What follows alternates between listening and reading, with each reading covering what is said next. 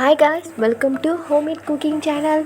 இன்றைக்கி நான் உங்களுக்காக என்ன ரெசிபி கொண்டு வந்திருக்கேன்னு பார்த்தீங்கன்னாக்கா, வீட்டிலே எப்படி சூப்பராக ஃப்ரூட் ஜெல்லி ஐஸ்கிரீம் வந்து செய்யலாம் அப்படின்றது தான் இன்றைக்கி நான் உங்களோட ஷேர் பண்ணிக்க வந்திருக்கேன். வாங்க அப்போ வீடியோக்குள்ளே போகலாம். இந்த ஜெல்லி ஐஸ்கிரீம் செய்கிறதுக்கு இன்றைக்கி நான் என்ன ஃப்ரூட் எடுத்திருக்கேன்னு பார்த்தீங்கன்னாக்கா, வாட்டர்மெலன் தான் எடுத்திருக்கேன். மஞ்சள் கலர் வாட்டர்மெலன் வந்து நான் வாங்கி வந்திருக்கேன். இதை இப்போது எப்படி கட் பண்ணலாம் அப்படின்றதையும் நான் உங்ககிட்ட ஷோ பண்ணுறேன், பாருங்கள். ஆஸ் யூஷுவல் நம்ம வீட்டில் எப்படி கட் பண்ணுவோமோ அதேமாரியே கட் பண்ணி எடுத்துக்கலாம். இப்போது தோலை வந்து நம்ம ரிமூவ் பண்ணிடணும். இந்த தோலில் பார்த்திங்கன்னா ஸ்வீட் வந்து செய்யலாம். அது கண்டிப்பாக அந்த வீடியோ நான் அப்லோட் பண்ணுறேன், இந்த ஸ்வீட் வந்து இந்த தோலில் எப்படி செய்யலான்னு சொல்லிட்டு. இப்போது இதோட தோலெல்லாம் நம்ம நல்லா ரிமூவ் பண்ணிக்கலாம். இதோட தோலை வந்து ரிமூவ் பண்ணி எடுத்ததுக்கப்புறமா இதை வந்து நம்ம சின்னதாக சாப் பண்ணி எடுக்கணும். கைஸ், இந்த ஃப்ரூட் ஐஸ்கிரீம் ஜெல்லி வந்து பார்த்திங்கன்னா பிள்ளைங்களுக்கு வந்து ரொம்பவே பிடிக்கும். ஒரு பிள்ளைங்க பார்த்திங்கன்னா ரொம்ப நல்லா வந்து ஐஸ்கிரீம் சாப்பிடுவாங்க. அவங்களுக்கு வந்து ஐஸ்கிரீம் சாப்பிட்றதுக்கு ரொம்ப பிடிக்கும். ஸோ ஐஸ்கிரீமுக்கு பதிலாக நீங்கள் வீட்டிலே இந்த மாதிரி வந்து ஃப்ரூட்ஸ்லேயே செஞ்சு கொடுக்கலாம். இன்றைக்கி அதனால தான் இதை நான் உங்களோட ஷேர் பண்ணிக்க வந்திருக்கேன். இப்போ பாருங்கள், நான் தோலெல்லாம் ரிமூவ் பண்ணிட்டேன். சின்னதாக வெட்டிக்கணும். இதை இந்த மாதிரி சின்னதாக வெட்டிக்கிட்டு இந்த சீட்ஸ்லாம் நம்ம வந்து வெளியே எடுத்துடணும். சீட்ஸ் வந்து இருக்கக்கூடாது, சாப்பிட்றப்ப வயிறுக்குள்ளே போயிடும். சீட்ஸை எடுத்துகிட்டு நம்ம இன்னும் வந்து சின்னதாக க்யூப் போட்டு எடுத்துக்கலாம். இந்த ஜெல்லி செய்கிறது பார்த்திங்கன்னா கொஞ்ச நேரத்துலேயே நம்ம செஞ்சிடலாம். பட் இதை ஃப்ரீசரில் வைக்க தான் கொஞ்சம் லேட் ஆகும். இங்கே பாருங்கள், நான் சின்னதாக வந்து க்யூப் போட்டு எடுத்துக்கிட்டேன். ஸோ இந்த மாதிரி க்யூப் போட்டு எடுத்ததுக்கப்புறமா நம்ம நல்லா அதை வந்து ஸ்மாஷ் பண்ணிக்கலாம். உங்கள்கிட்ட பிளேண்டர் இருந்துச்சுன்னா நீங்கள் பிளேண்டர் யூஸ் பண்ணுறதா இருந்தாலும் நீங்கள் யூஸ் பண்ணலாம். பட் எனக்கு வந்து பிளேண்டர் வேண்டாம், அதனால தான் நான் வந்து ஸ்மாஷர் வச்சு கையிலே செஞ்சுக்கிறேன். இப்போ பாருங்கள், இதோட ஜூஸ் வந்து நம்மளுக்கு நல்லாவே கிடச்சிருச்சு. இதை இப்போ நம்ம வடிகட்டி எடுத்துக்கணும். நீங்கள் பிளெண்டர் யூஸ் பண்ணாலும் அதில் தண்ணி ஊற்றக்கூடாது. இந்த ஃப்ரூட்டில் இருக்கிற தண்ணி தான் நம்மளுக்கு வேணும். இப்போது இந்தமாரி ஒரு ஸ்ட்ரெயினர் வச்சுட்டு நல்லா வந்து வடிகட்டி எடுத்துக்கோங்க. இந்த ஜெல்லிக்கு பார்த்திங்கன்னா கொஞ்சம் கூட தண்ணி நம்மளை யூஸ் பண்ணவே கூடாது. அந்த ஃப்ரூட்ஸ்லேயே இருக்கணும் தண்ணி. மறந்து கூட தண்ணி ஊற்றிடாதீங்க, அந்த ஜெல்லி கணக்காக உங்களுக்கு வந்து வராது. இப்போ பாருங்கள், நான் அதை தண்ணிலாம் வந்து வடிகட்டி எடுத்துக்கிட்டு இருக்கேன். இதே மாதிரி தான் நம்ம வந்து திரும்பி வந்து போட்டு தண்ணி கடைசியாக கிடைக்கிற வரைக்கும் நம்ம நல்லா வந்து திக்காக எடுத்துக்க வேண்டியதான். இப்போ பாருங்கள், நான் தண்ணி வந்து அந்த ஜூஸ் வந்து எடுத்துட்டேன். அதுக்கப்புறமா ஒரு சின்ன பவுலில் ஒரு கப் வந்து சோளம் மாவு ஆட் பண்ணிக்கிறேன். சின்ன கப்பு தான், அதே கப்பில் தான் வந்து தண்ணி ஆட் பண்ணிக்கிறேன். இது ரெண்டையும் நல்லா மிக்ஸ் பண்ணி விட்டுக்கலாம். இதை ஏன் மிக்ஸ் பண்ணுறேன்றதை கண்டிப்பாக நான் உங்கள்கிட்ட அப்புறமா ஷோ பண்ணுறேன்.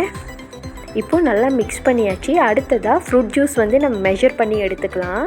இது பார்த்திங்கனாக்கா 250 ml கப்பு இது வந்துட்டு. ஸோ இதில் நான் 3 கப்பு வந்து ஃப்ரூட் ஜூஸ் வந்து எடுத்துக்கிறேன். ஃப்ரூட் ஜூஸ் இதில் எடுத்ததுக்கப்புறமா 1 டீஸ்பூன் வந்து கலர் ஊற்றிக்கலாம். கலர் வந்து எல்லோ கலர், ஃபுட் கலர் ஊற்றிக்கோங்க. நல்லா மிக்ஸ் பண்ணி விட்டுக்க வேண்டியதான். அடுத்ததாக நான் எடுத்துருந்தேன் இல்லையா இந்த ஜூஸு, அதே கப்பில் 1 கப் வந்து சுகர் ஆட் பண்ணிக்கலாம். சுகர் ஆட் பண்ணிவிட்டு நல்லா மிக்ஸ் பண்ணி விட்டுக்கோங்க. இதெல்லாம் செஞ்சதுக்கப்புறமா தான் நம்ம அடுப்பில் வைக்கணும். அடுப்பு வந்து லோ ஃப்ளேம்லேயே வச்சுக்கோங்க. லோ ஃப்ளேம்லேயே வச்சு நல்லா கொதிக்கிட்டோம். கொதிச்சதுக்கு அப்புறமா என்ன செய்யலாம் அப்படின்னு சொல்லி நான் உங்கள்கிட்ட காட்டுறேன் பாருங்கள். இப்போ பாருங்கள், அந்த லைட்டாக வந்து கொதி வர ஸ்டார்ட் பண்ணிடுச்சு. இன்னும் நல்லா கொதிக்கணும், அந்த பபிள்ஸ் வந்து நல்லாவே வரணும். இப்போ பாருங்கள், லைட்டாக வந்து பபிள்ஸ் வர ஆரம்பிச்சிருச்சு. இப்போ நம்ம மிக்ஸ் பண்ணி விட்டுக்கலாம். மிக்ஸ் பண்ணதுக்கு அப்புறமா இன்னொரு தடவை வந்து பபிள்ஸ் வரணும். அதேமாரி பபிள்ஸ் வரணும். இங்கே பாருங்கள், நல்லாவே கொதிக்குது. இப்போ பாயில் ஆகிட்டுருக்கு. இந்த நேரத்தில் அடுப்பு தீயை வந்து நம்ம ஆஃப் பண்ணிடலாம். ஆஃப் பண்ணிவிட்டு தான் நம்ம கரைச்சி வச்சுருக்கிற அந்த கார்ன்ஃப்ளவரை இதோட ஆட் பண்ணணும். ஆட் பண்ணிவிட்டு கொஞ்சம் நேரம் நல்லா மிக்ஸ் பண்ணி விட்டுக்குவோம். மிக்ஸ் பண்ணதுக்கப்புறமா அடுப்பு வந்து ஆன் பண்ணிக்கோங்க. இங்கே பார்த்தீங்கன்னா நான் அடுப்பு ஆன் பண்ணிவிட்டு லோ ஃப்ளேம்லேயே தான் வச்சுக்கிட்டேன். நான் ஹை ஃப்ளேமில் ஏற்றவே இல்லை, லோ ஃப்ளேம்லேயே தான் இருக்குது அடுப்பு. ஸோ நல்லா மிக்ஸ் பண்ணணும். லைட்டாக திக்கானதுக்கப்புறமா நம்ம ஆஃப் பண்ணிடணும். அடுத்ததாக இப்போது பிளாஸ்டிக் கப் எடுத்துக்கலாம். பிளாஸ்டிக் கப்பில் வந்து எண்ணெய் நல்லா பூசிக்கோங்க. முதல்ல எண்ணெய் சுற்றி பூசணும். அதுக்கப்புறமா தான் நம்ம ஜெல்லியை வந்து இதில் ட்ரான்ஸ்ஃபர் பண்ணலாம். இந்த கப் ரெடி ஆயிடுச்சு. அடுத்ததாக இப்போ ஜெல்லி பார்த்திங்கன்னா கட்டியாகவே ஆகலை பாருங்கள், அது கணக்காகவே தான் இருக்குது. இப்போது இதை நான் ஒரு சில்வர் குவளைக்கு வந்து ட்ரான்ஸ்ஃபர் பண்ணிக்கிறேன். ஏன் வந்து சில்வர் குவளைக்கு ட்ரான்ஸ்ஃபர் பண்ணிக்கிறேன்னு பார்த்தீங்கன்னாக்கா, சட்டியிலேருந்து அப்படியே எடுத்து நம்ம ஊற்ற முடியாது, எல்லாமே கீழே சிந்துடும். அதனால தான் இப்போது இதில் ஊற்றுனதுக்கு அப்புறமா தான் நம்ம கப்பில் வந்து அந்த ஜெல்லியை ஊற்றணும்.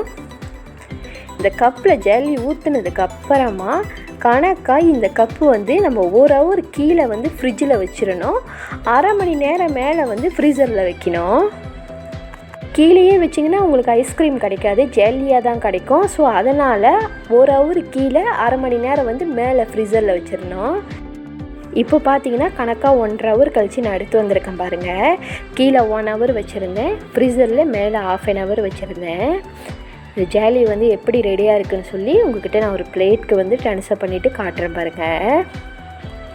உண்மையாக நல்ல டேஸ்ட்டில் இருந்துச்சு, சூப்பராக இருந்துச்சு கைஸ். ஜெல்லியும் ஐஸ்கிரீமும் ரெண்டும் ஒன்றா சாப்பிட்ட மாதிரியே சூப்பராகவே இருந்தது.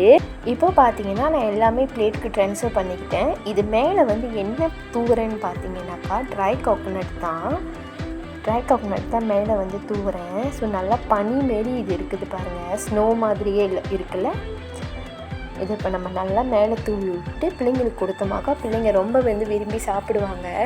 ஒரு மதர்ஸ் பார்த்திங்கன்னா பிள்ளைங்களுக்கு வந்து ஐஸ்கிரீம் கொடுக்க மாட்டாங்க. ஸோ அந்தமாரி உள்ளவங்க நீங்கள் தாராளமாக வீக்லி 1 டைம் இதை கூட செஞ்சு கொடுக்கலாம், பிள்ளைங்க விரும்பி சாப்பிடுவாங்க. இப்போ பாருங்கள், நான் உங்ககிட்ட எடுத்து காமிச்சேன். அது வந்து ஐஸ்கிரீம் மாதிரியும் இருந்தது, ஜெல்லி மாதிரியும் இருந்தது.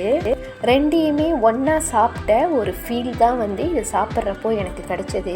ஸோ எனக்கு கிடச்ச இந்த ஃபீலை நான் உங்களுக்கும் ஷேர் பண்ணியிருக்கேன். நீங்களும் செஞ்சு சாப்பிடுங்க. செஞ்சு சாப்பிட்டு எப்படி இருக்குதுன்னு சொல்லி எனக்கு கமெண்ட் பண்ணுங்கள். மறுபடியும் நாளைக்கு உங்களை ஒரு சூப்பரான சமையல் ரெசிபியில் வந்து சந்திக்கிறேன். அது வரைக்கும் உங்கள் homemade cooking channel. Bye bye and take care guys.